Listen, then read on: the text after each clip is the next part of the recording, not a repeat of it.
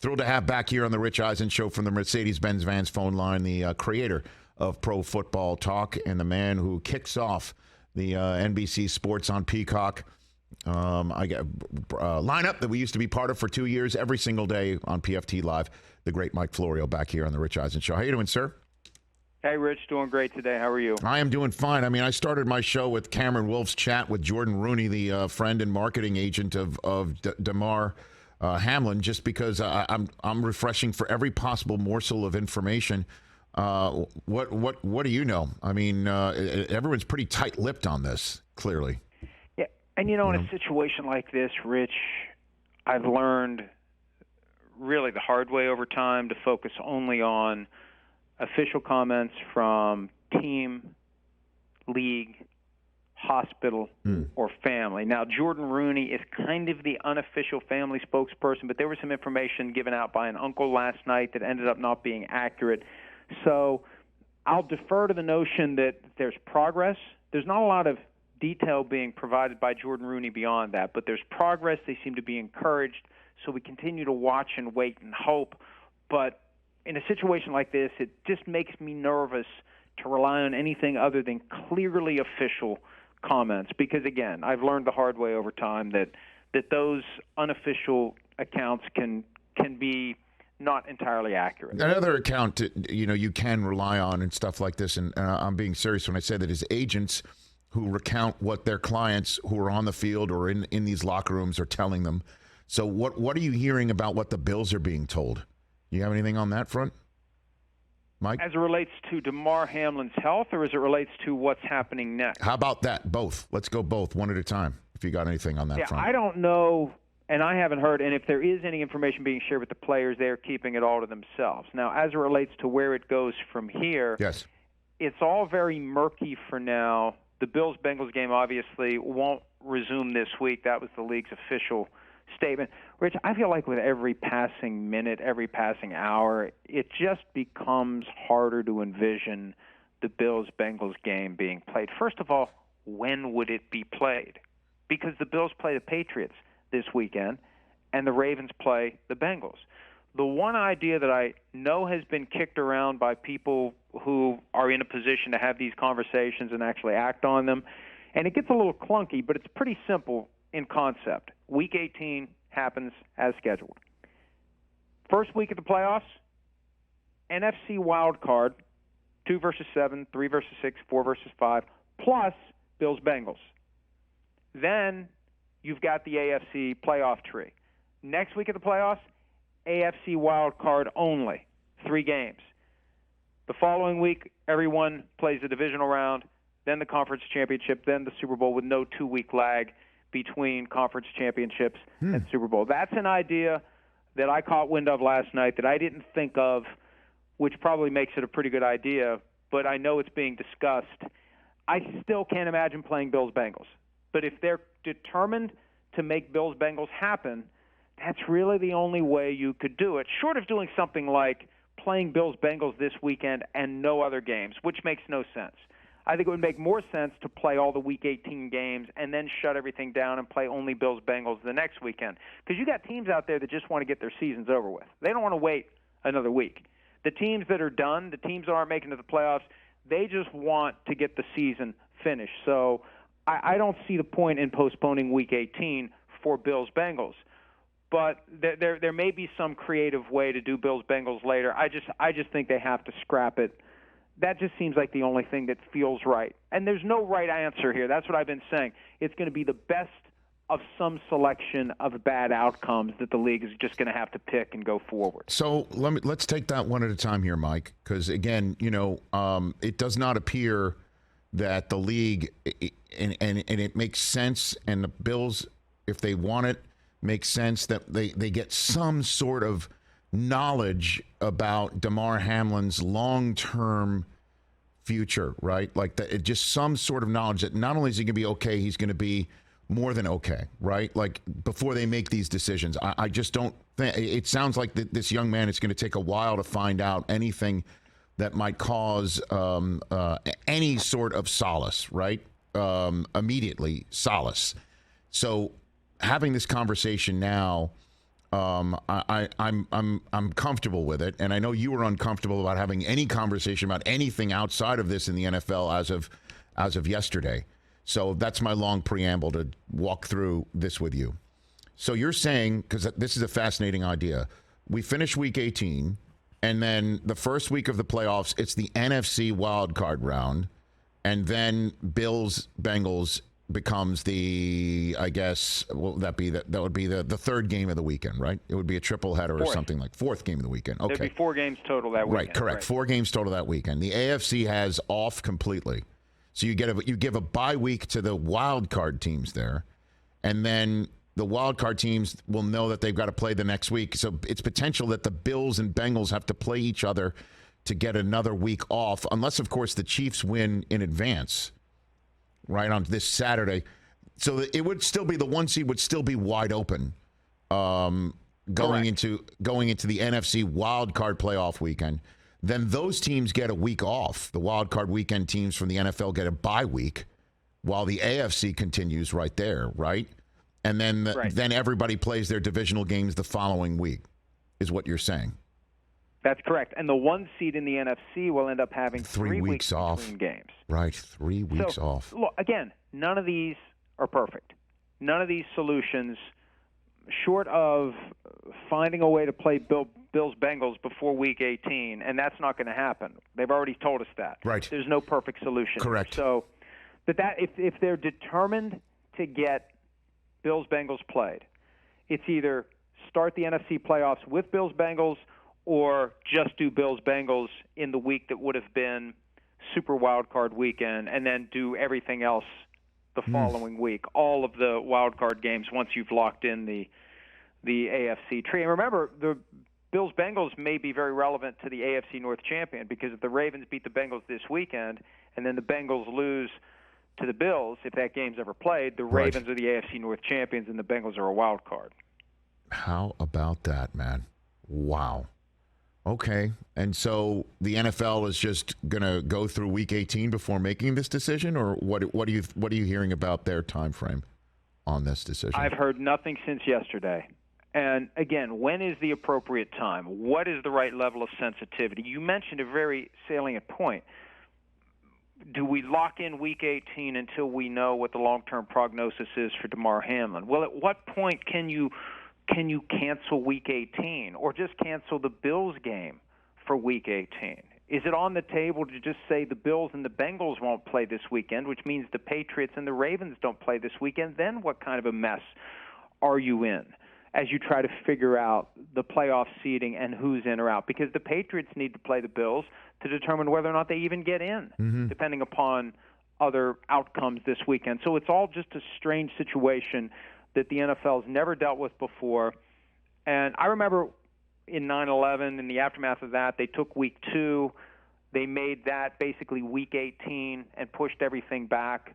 But they had the luxury of, the end of the season wasn't staring them in the face. Right. This unprecedented thing is occurring as the end of the season is here. And again, it gets harder and harder, I think, to change the status quo with each passing day, with each passing hour, and with each passing minute. Yeah, I know they had a lot of highway in front of them back in 2001 when they made that decision. Right here, it's the last week of the regular season. This is it. And tons of teams are and so let me just ask this question to you, though. What are you hearing from around the league about everybody's readiness to play? I mean, I know 30 teams weren't on the field seeing what happened to Damar Hamlin, but 30 teams have heard about what's happened to Damar Hamlin, and 30 teams of players are all sitting there staring into the abyss of that could happen to me. What are you hearing about the readiness to play of everybody in the NFL? Well, Jets coach Robert Saleh said today he just had an open forum with his players, with doctors present, so they could answer any questions and just let the players raise any concerns they have. Because, this is real. As rare of an occurrence as this is, the reality is it played out during a shared collective TV experience with 20 million plus surely watching the game, one of the most anticipated late season, regular season games in years. So a specific trauma for those who witnessed it firsthand, but a trauma for the players and everybody else who saw it on TV. How do you get yourself ready to go back out on the field when all of a sudden this vague notion that is out at the edge of the radar screen becomes very real? And is it going to happen to me? Is it going to happen to one of my teammates? You got family members. You know, we've had so many conversations about Tua Tagovailoa's family and their interactions with him and whether it makes sense for him to play football this season or ever again. Every family member of every player is going to have expressed concern about them playing because that could be you. And yes, it's extremely rare, but before it happened on Monday night, it was extremely rare too, and it happened. So there's an argument to be made, Rich, of just shutting it all down this weekend, picking up Week 18 next week in what would have been the Super Wildcard weekend and not playing Bills-Bengals at all. Just give everyone a week off. And I'd like to think that topic's at least been discussed and brainstormed and they've worked it through and considered it, because I think there would be value in giving players more time collectively to come to terms with what's happened and make sure that they're ready to go. Because if you're not ready to go, whenever somebody retires or quits, people will say they quit if it's early enough in their career. We haven't played long enough to retire. Whatever it is, if a guy's not ready to play football, why would you want them to? Right. Why would you want anyone who isn't 100% committed and ready to go accept all the risks that go along with playing? Why would you put someone out there who is the slightest bit hesitant, given any set of circumstances? So I think it's a conversation that I hope has happened. I would assume is maybe ongoing at some level, and who knows when we're going to get news about what the league has decided to do, but I wouldn't take that off the table. What? I think it could be good for all players to take Week 18 off if that's what the league would decide. Well, in that respect, Mike, it's kind of a larger league-wide, I guess, conversation that making Monday Night Football a microcosm of, which was clearly the players were not ready to play. They couldn't pull it together, and rightfully so, because of what they just saw.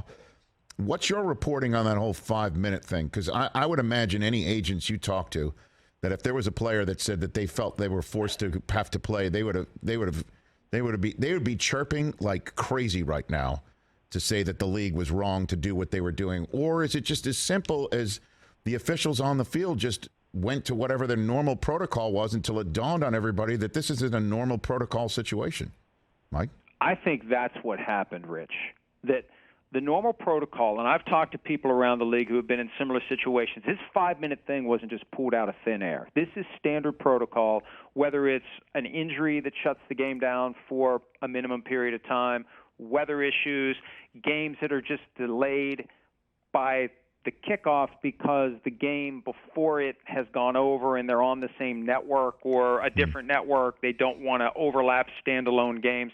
That 5-minute thing is not uncommon. So ESPN did not just pull 5 minutes out of the air. John Perry, Joe Buck did not just guess at 5 minutes. They were told that. Where it became problematic was when Executive VP of Football Operations Troy Vincent, on a very late night, early morning conference call, acted as if somebody had basically pulled it out of thin air. I don't know where that came from. It's ridiculous. It's insensitive. That's what he said. That creates a line in the sand that is kind of hard to walk back. And I think the truth is exactly what you said. They lapsed into their standard protocol until they realized this one is too serious. Now, on top of that, there may be some fascinating details that come out at some point as to who said what to whom and when, and how it got to the point where someone stood up to someone from the league and said, you can make us forfeit, we don't care. That may have been part of the conversation. And I'd like to think press conferences, interviews with players will shed light on exactly what happened. But it could have gotten very tense, and it could have gotten very interesting as to whether or not the Bills were going to be required to forfeit the game, even for a very small sliver of time. That may have been part of the conversation, but I think we'll find out at some point. Mike Florio, Pro Football Talk here in the Rich Eisen Show. Before I let you go, last one outside of this. What is happening with Jim Harbaugh, best you can tell? What can you tell me about that? I think that he is maximizing his leverage, and I think it's brilliant. If you're going to have two NFL teams vie for your services, Rich, any two teams, you want the Panthers and the Broncos. It's the two richest ownership groups in the NFL by far, and there's no salary cap for coaches. So I think that Well, I know, because even though he says I'm staying at Michigan, he also speaks of the Super Bowl as unfinished business. You know, his brother has the Super Bowl ring that he wanted. He wants to get his own at some point. He left Ann Arbor last year to go interview for the Vikings job, thinking he was getting it and ready to take it. I think when that NFL ship comes in for him again, he's going to jump on it. And anything he says is just a prelude to him saying, well, okay, this is what I've decided to do. So I think that this very well could be the cycle that he decides this is my opportunity. And the Broncos make a ton of sense because he knows Russell Wilson from a great perspective. Do they coached I mean, against him. I don't know. 2012, 13, and 14. Okay, right. But that was the Russell Wilson you'd want to leave Michigan for. The 34-year-old one that's coming off of one of the worst let's ride seasons ever. I mean, that's and this is not a Michigan fandom thing. It really is not. Because if he wants to go with God, man. I mean, like he's done, you know, everything that he set out to do, with the exception of having an above 500 record, I guess, against Michigan State and Ohio State and winning a championship. But he's done so much. I mean, and so if he wants to go, but I just find it hard to believe unless the Walton family gives him half of a mint, you know, to do it. Really, 30-foot Russell Wilson with this contract, the way he just looked, the way the locker room currently is, the fact that there's no first and second round pick this year, that's attractive to you, Mike? Well, not this year, but maybe next year, because the way I look at the contract, I think that after this year they could get out from under it, and they're going to have a decision to make, because there's the numbers get all jumbled up for me because it's 40.4 for Derek Carr, 57 for Matthew Stafford. I think it's 37 or something like that for Russell Wilson that becomes fully guaranteed after this season. So they do have a decision to make, and it may just be a one-year thing with Russ. And Jim Harbaugh may think he can put together an offense that gets the most out of where Russell Wilson is right now from a skill set standpoint. But whether it's the Broncos, I mean, the Texans, we don't know what they're going to do, and they're going to have the first overall pick.